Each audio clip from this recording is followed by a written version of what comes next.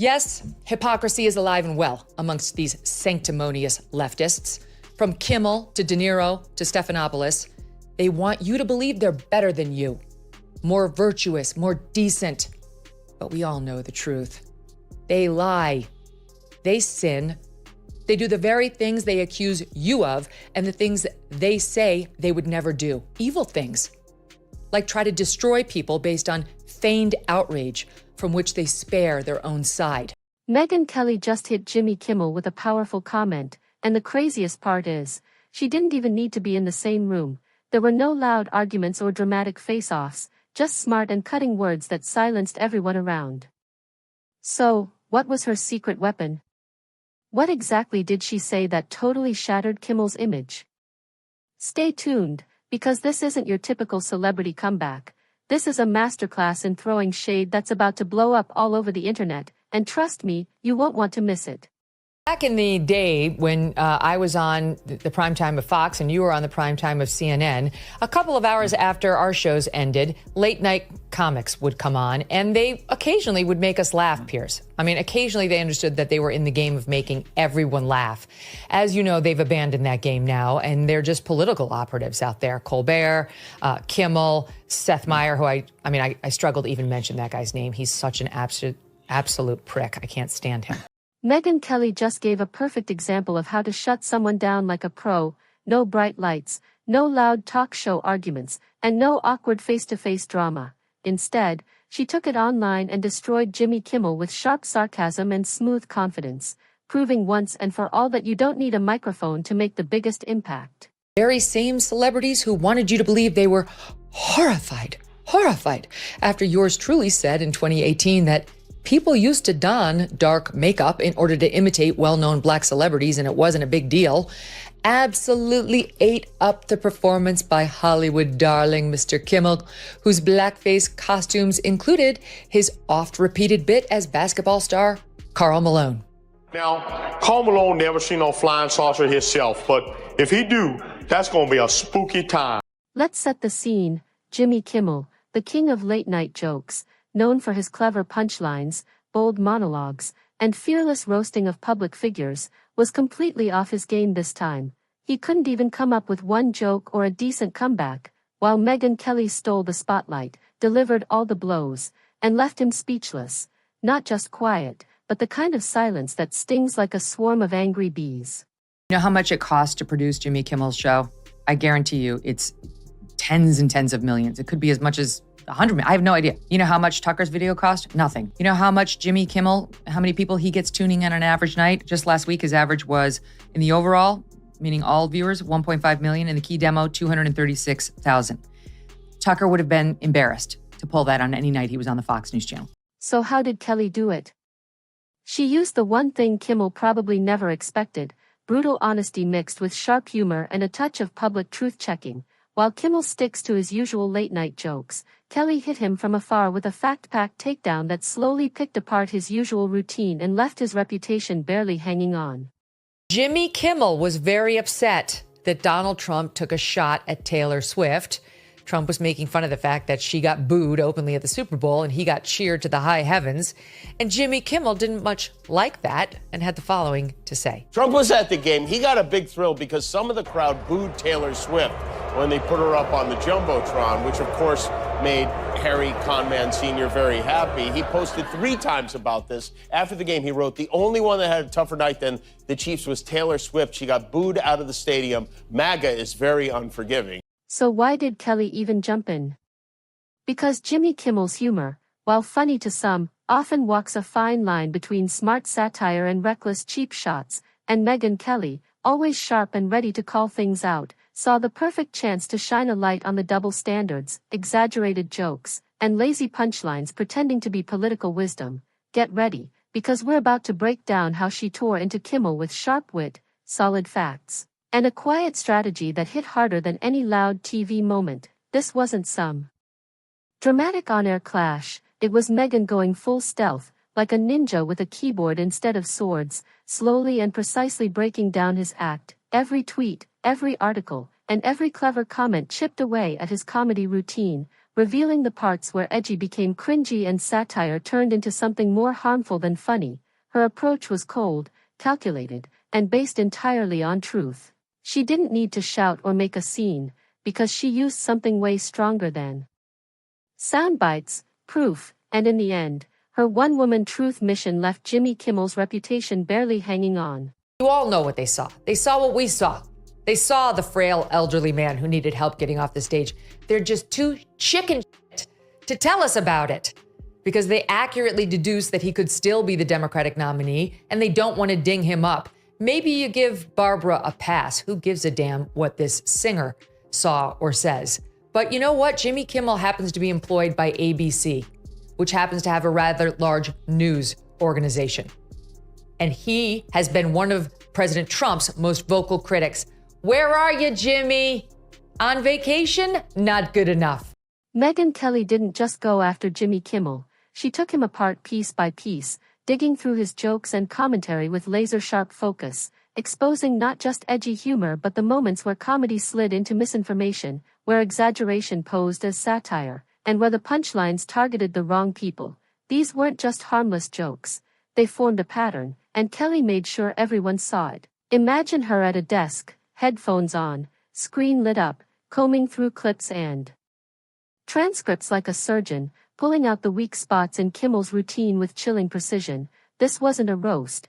It was a detailed autopsy of a comedy career spinning out of control, and the genius of it all was that she never shouted or threw insults. She simply let the evidence do the talking.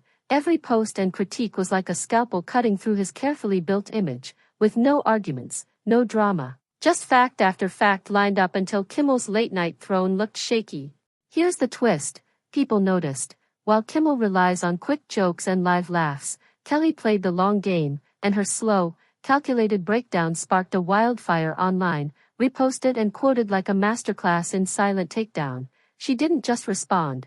She shifted the entire conversation. Got the Sunday morning show with Stephanopoulos into the evening Academy Awards broadcast with Kimmel and ABC elevating, the blackface lovin' Kimmel. They, at the same time, fired Chris Harrison, host of The Bachelor, for trying to defend one contestant on, The Bachelorette for saying, gee, I know I went to this antebellum party, a couple years ago. I guess I didn't see anything wrong with it. And all he said was, are we judging her by today's standards or are we judging her by, old standards, whatever. He was basically trying to say, are we being too hard on her? Got fired. Chris Harrison has to be fired by ABC. Why did Kelly's quiet strike hit so hard? Because it completely caught Kimmel off guard.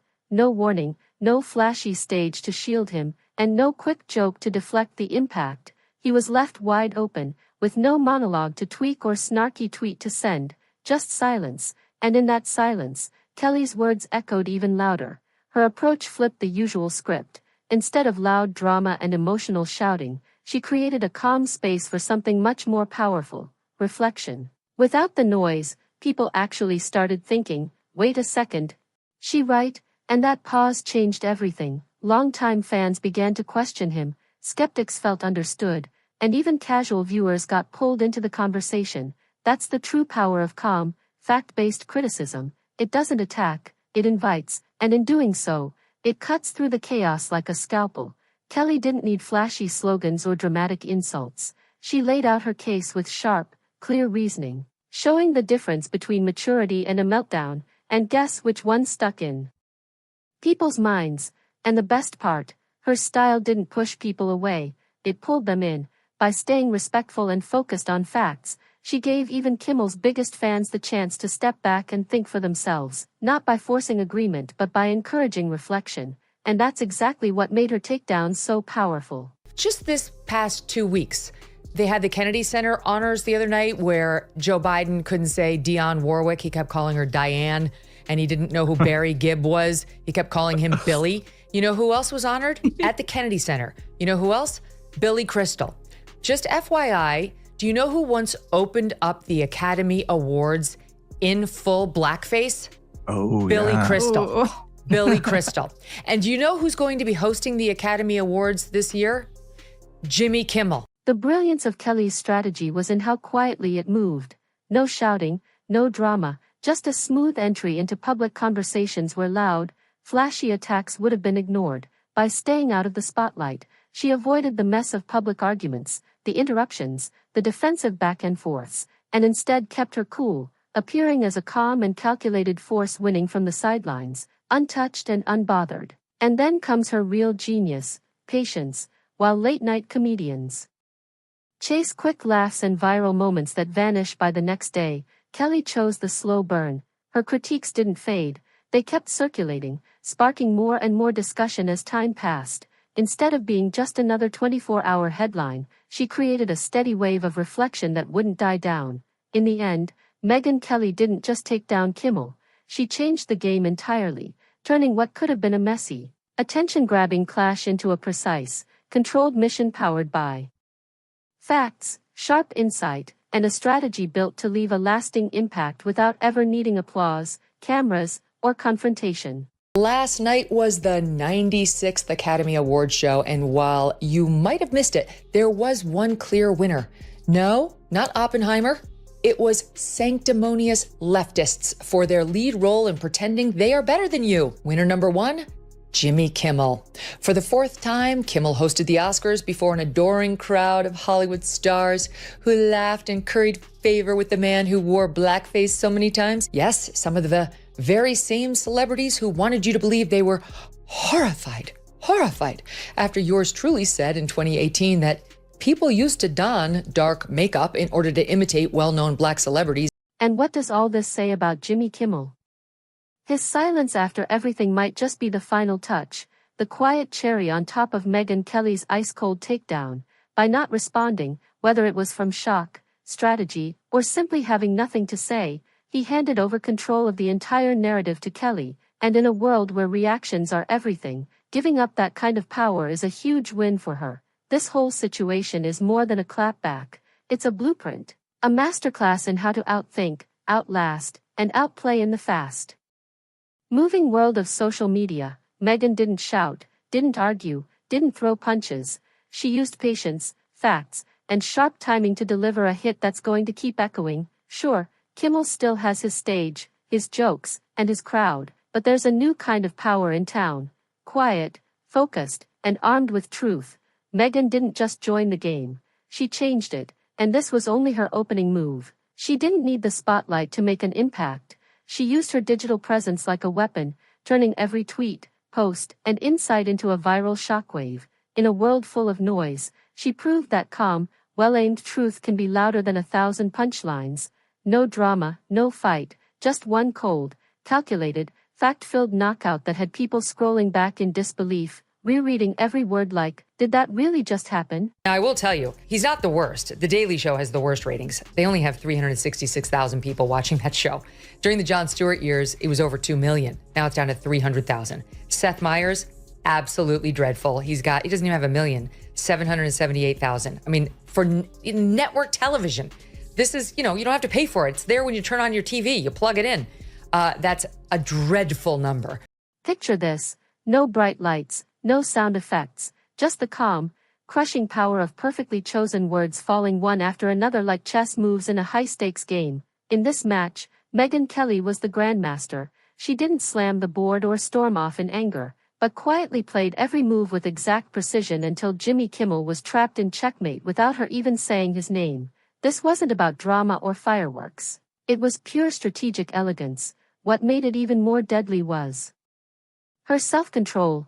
She didn't yell or throw insults, but stayed calm, cutting deep with grace. Her takedown of Kimmel's late-night persona was like a brutal dance, smart, relentless, and graceful, slowly breaking down his carefully built image and exposing the cracks in his comedy. Kimmel? He had no words back. His silence was loud, not just a lack of a comeback but the sound of being clearly outplayed with style, the kind of silence that says, I have nothing. In a world that loves chaos, she proved whispers can be stronger than screams. Her attack didn't need a microphone, it only needed perfect timing and clarity. With surgical skill, she revealed the flaws in Kimmel's humor, missed jokes, political shots that went too far, and comedy that crossed into bias. This wasn't petty, it was like a forensic investigation, and people noticed. What struck a chord wasn't just her critique but how masterfully she delivered it. Kelly didn't just shade Kimmel. held up a mirror showing how comedy can hide the truth and avoid responsibility. When truth comes with calm and precision, people don't scroll past, they stop and pay attention. Kimmel's silence stayed. No tweets, no jokes, just the feeling of an empire shaken. Was it a strategy? Or a man realizing he got checkmated in a game he never knew he was playing? Beyond the personal win, Kelly's moves highlighted a big change in media battles. The loudest voice no longer wins. It's about who controls the story, backs words with facts, and plays the long game. She proved silence isn't giving up, it's hidden power. The result was a media buzz about a new kind of takedown. No yelling, no breakdowns, just cold hard truth with surgical skill. Suddenly, the spotlight wasn't on Kimmel but on the cracks in his act, his weaknesses, the man behind the microphone. The end. MegynKelly didn't just beat Jimmy Kimmel, she taught everyone how to win in today's digital world. This wasn't some messy fight chasing headlines, it was a plan for the future of public comebacks, sharp, smart, and quietly devastating. Jimmy may still crack jokes at midnight, but Megyn just became the queen of the silent roast. So next time you hear whispers about media feuds, remember this one. Because sometimes the loudest hit comes in total silence, and if you listen closely, you'll still hear the echo.